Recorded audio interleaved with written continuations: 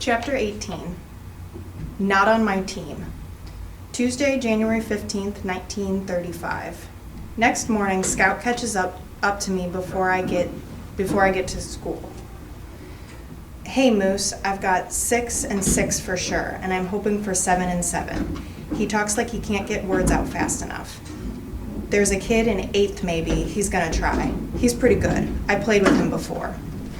Where's your glove? If you didn't bring it, you can borrow mine, he says before I even have time to answer. I look up at the blue sky and pray for a sudden storm or a big earthquake. Did your old team have uniforms?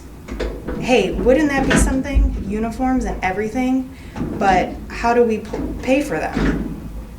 I open my mouth to tell him, then I close it again. All day long I try, but the words won't come out.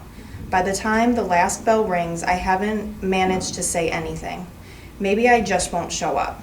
Tell Scout I came down with a sudden case of the chicken pox, but that's a rotten thing to do. I'm not a liar and I'm not a rat. Now Scout's outside of his French class talking to Piper. Since when does he talk to Piper? Hey Moose, Piper says. Scout here has just been telling me you're quite the baseball player. He says you're a lot more coordinated than you look. That's not what I said, Scout says. That's what you meant, though. Piper's long hair hangs in her slanty eyes. Her sweater is buttoned at the top and she has her gloves on. What do you want, I ask. What do I want? Nothing. We were just chatting, right, Scout? Scout nods. He smiles at her, then looks at me, then back at Piper. He shrugs. She was telling me about those convict baseballs. Exactly, Piper smiles, pleased with herself. By the way, she lowers her voice, we're divvying up the earrings at the dock tomorrow. We're divvying up the earnings at the dock tomorrow, and you are getting exactly nothing. About time you gave Jimmy and Annie their cut. What you been doing with the money anyway? Laundering it? Very funny, she says. I gotta go, Scout says. Bye, Piper. Meet you there, Moose. He starts running, which is how he gets everywhere.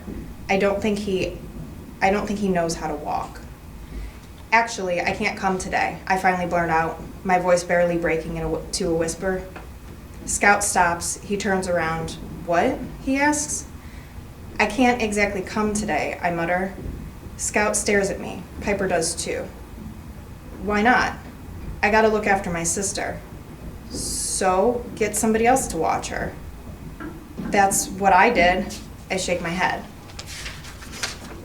Piper, Scout says, will you watch Moose's little sister? Piper snorts. Not hardly. Why not? Piper looks at me. She seems to be thinking what to say, because she answers as if this explains it. Well, get somebody. I changed all of this for you, you know. I know, I squeak. Scout makes a sound like he's in pain. What about next Tuesday? Can't then either. I stare out at the field where a line of girls are practicing archery in their white blouses and long plaid skirts. When can you play? Lunch? The word croaks out of me. I can't look him in the eye. Lunch? Scout shakes his head. He slams his book on the ground, picks it up, and slams it down again. What am I supposed to tell everyone? That I'm sorry? That you're sorry? His mouth hangs open. He waits for me to say something. There's nothing to say.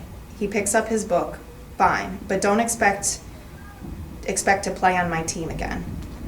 I go home like I'm supposed to, but the second my mom leaves, I let Natalie get her buttons and I give her as much lemon cake as she wants. I'm not sorry about it either.